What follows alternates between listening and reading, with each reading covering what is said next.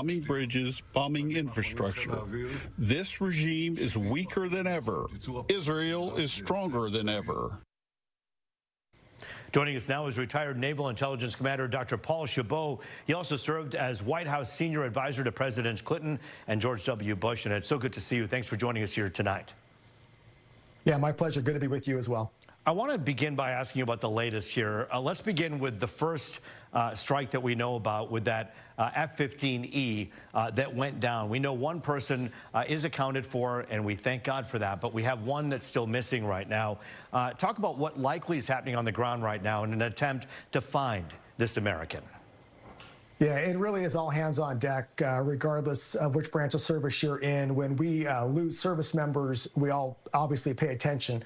I want to talk a little bit about the plane. There was initial thinking that this was potentially one of our stealth fighters that went down. It was not. You correctly aligned it as a F-15E, which is a Strike Eagle. It's flown by the Air Force. It's been around since the late 80s with many updates. It is a true workhorse. And it has a crew of two. You've got a pilot in the front, and then sitting behind the pilot, you've got an officer that basically controls the armament, if you will, for tactical strikes, etc. I know your reporting may show the pilot was rescued. I may have missed that. I've been trying to follow on CENTCOM's X feed. They've gone quiet. That is sort of the command and control, if you will, for operations in the Middle East. But it'll be good to know that if the pilot was rescued, we'll get some good intel to determine whether the officer behind him was able to get out as well.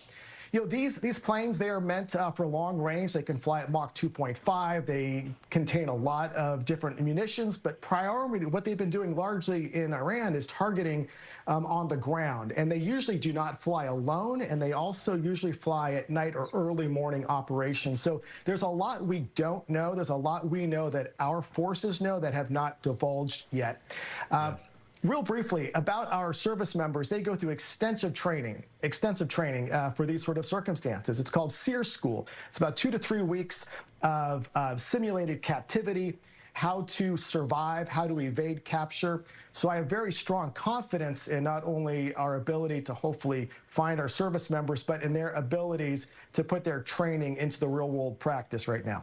We also know, Dr. Chabot, that a second plane also went down. This time, I believe, you know, it was hit, and then they went to Kuwaiti space, and they were able to eject there. Talk for a moment about what likely could have happened there to get out of harm's way and out of Iranian airspace and land and head somewhere else.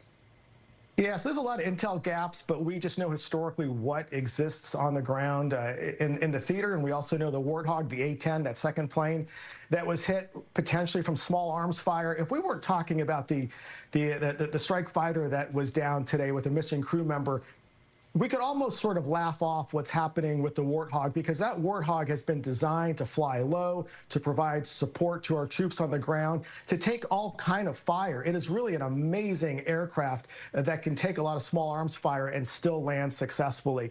So more will come out, I think, tomorrow. The bigger concern, though, I'm looking at is what actually potentially brought down that F-15 strike fighter. Was it simply a malfunction in air, or was it something much more sinister?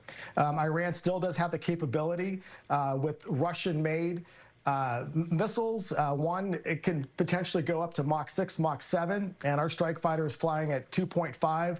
So a very differentiator there of what our pilots are looking at on the ground. Yeah, and kind of a follow-up to that, Dr. Chabot, we understand that obviously their missile defense systems have been compromised greatly because of the strikes, but then we hear this happening, and of course the pedestrian who reads this on Twitter is going to say, wait a minute, I thought on one hand we're saying their missile defense systems had been compromised, but on the other hand they're able to do what they did today. How do you reconcile that? Yeah, so if this did turn out to be a surface-to-air missile, what we're likely looking at is a mobile type of facility. Basically, it's a big, long, almost semi-truck with other support vehicles. They often contain about 4 missiles, if you will, up to 25 to 30 feet. They fly fast, hard, and can hit their targets. We, on our side, of course, do have the ability to shoot out flares or chaff, which is metal. However, from a strategic perspective, if they are firing on our planes, they're likely not firing one, they're likely firing more than one. And of course, we'll learn more about how this played out if it was. But they do have very significant Russian capability through the S-300. And they also, Iranian has built their own called the Bavar 373, similar in capacity and capabilities, but none of this is yet confirmed, but likely from what we're seeing. Well, I can tell you right now that, I don't like to give my opinion very often, but I will say I sincerely hope and pray that everyone is going to be okay at the end of this and that other members of the military who are on standby will be protected as well. What do you see happening as we move forward in the next few weeks here with this conflict? Yeah, this is, so the next 24 hours, I think there's going to be a lot of lockdown on communication. Again, if you follow CENTCOM, which is our military command, if you will, in the Middle East, they have their own X account, and I follow that quite often for the latest. The fact that they've said really very little up to this point is important, but also triggers that these are ongoing operations to save a service member, which right now, as of now, is not been located. But this does step up, I think, the rhetoric going forward. How does this anger Trump and the administration, who's already threatened to annihilate more bridges, to go after energy inside of Iran? What kind of response does the United States play back to this? But also, I think what's interesting here, we have to have some hope, is we got to remember a lot of the Iranian people support the work that we're doing and wanting to overthrow their regime. And I'm really hoping for a good story out of this, that good civilians throughout the Iranian land have found or helped or are working with to secure the safety of our service member, which is lost today. Going ahead, I still think Strait of Hormuz, front and center, the ability now of securing our aircraft and training them from this experience will be important. Dr. Chabot, thanks so much for your time here today, even on short notice. Your perspective is so important for all of us to hear, so we thank you for that. We hope you have a great weekend. Thank you. You as well. Detroit Mayor